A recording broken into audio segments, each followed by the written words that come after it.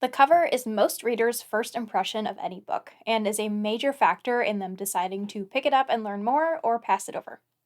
So, whether you have 18 different ideas on different cover concepts for your book or have no idea where to start, here are my best tips for choosing a cover concept for indie authors. There may be some tips in here that traditionally published writers could find helpful as well when it comes to being brought in on the design process for your book's cover.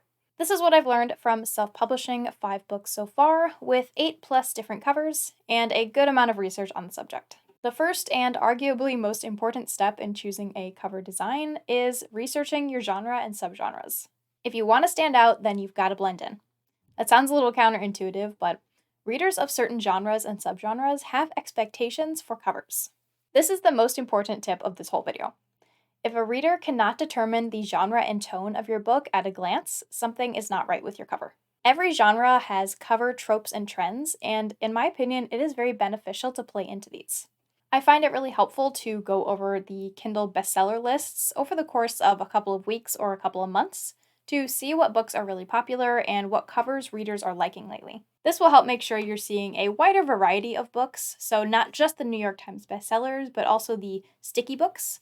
These books are kind of fan favorites that aren't written by super popular authors, but they kind of stick in the charts. You'll see them week after week or month after month.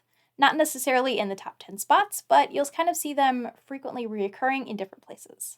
And if you're looking over a month or two, you will also see plenty of flash in the pan type books. These are books that are going to hit the charts maybe once and then go away. This is because they had a sale or something, and though they're not popular books, they don't have a lot of reviews, they're not by known authors, they will show up in the charts for a day or two while lots of people bought them in a short period of time. It's also good to pay attention to upcoming publications, both by popular traditional authors and indie authors in your genre. This can show you some emerging trends, even if these books aren't in the charts. And be careful looking at books that have been around for a while. If you are seeing one particular cover layout that is popular, but it's only popular on books that have been around for 10+ years, this is probably because the book itself is just so popular and it's not necessarily the cover drawing readers in. Of course, blending in to stand out does not mean that your book cover should not be unique. You should definitely tailor it to fit the story and the characters well, but make sure that it fits in with your genre so that people know what they're looking at. So, for a couple of examples, in a lot of lit RPG book covers, you'll see kind of an action shot of the main character, while epic fantasy, you'll see more imagery or wide epic landscapes. Most subgenres will have a handful of popular design styles, so pay attention to what you see a lot of repeating. So, for example, you might categorize different styles of covers like text focused with texture backgrounds or action shots with minimal text. While the overall composition is pretty important, also pay attention to things like the use of text, the colors that are frequently used, reoccurring imagery that you see in your subgenre, and the overall style. Like, is it more photorealistic or is it more of an illustration style? There are 2 main ways to create a cover. You have image composites and you have illustrations. So an image composite is going to be a collection of different images, usually from stock photography websites, that are put together into a single image using photo manipulation software like Photoshop. While illustrated covers are going to be pieces of art made specifically for this book cover that are usually made by commissioned independent artists. And composite covers are usually the more budget-friendly option by a large margin.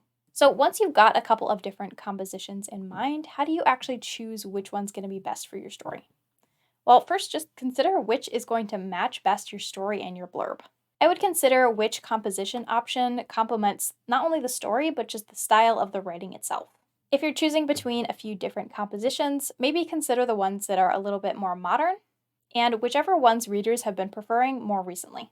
Which one do you think is more clickable or interesting? Which one will draw the eye of readers more easily? And also, just which one do you like the best? If you're a writer of this genre, you probably read a lot in this genre, so you know what readers like. After narrowing down your composition, you can take your ideas to a cover designer and get the actual process started. So make sure to choose a designer or illustrator if you're going with an illustrated cover that has covers or artwork in the same style as what you're looking for in their portfolio. Of course, always check that they have good references from authors or other people who have commissioned their artwork before, and what kind of rights you will have for the finished piece. Either way, it'll be helpful to have a few covers that are similar to what you're looking for ready to go so you can send them to your designer or artist, just to give them an idea on what you're looking for the final product to be. So, along with that, you'll want to let them know things like your basic ideas, the genre of the book, what kind of color scheme you're going for, and anything really specific that you want to include. But I would caution writers to not get too attached to one idea or a particular vision of the cover in your head,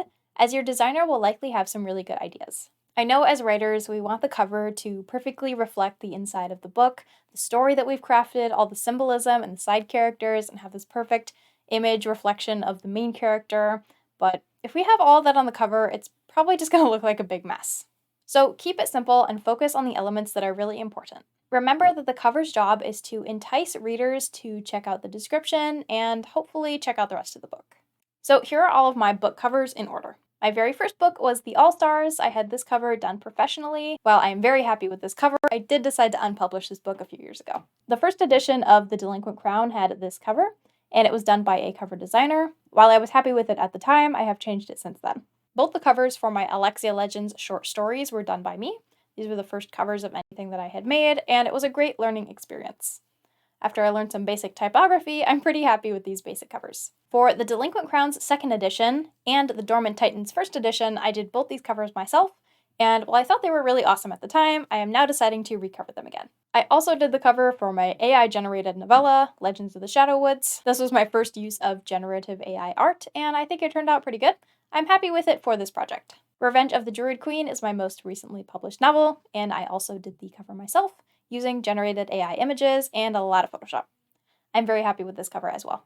Lastly, I'm going to be doing a second edition of The Dormant Titan and a third edition of The Delinquent Crown with brand new covers.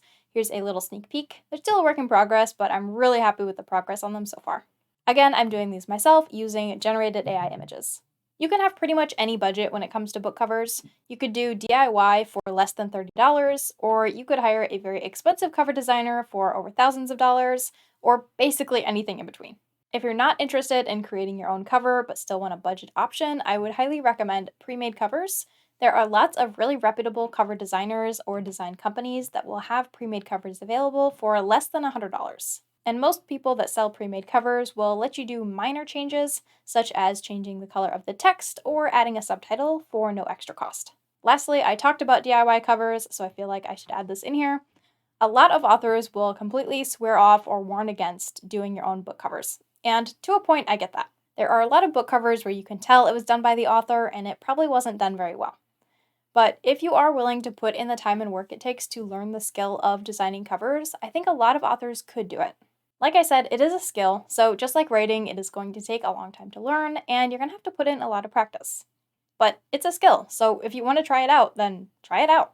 And if not, that is fine. Most authors are just not interested in creating their own book covers or doing all this extra work. Personally, I really enjoy the design process, and I've really liked over the last couple years learning the skills to create my own book covers. To me, it's really worth it to get to make the covers myself. If you like fantasy adventure books with monster hunting and sarcasm, you can check out Revenge of the Druid Queen, which I published recently. Alright, that's all I got for you, so thanks for watching. Bye!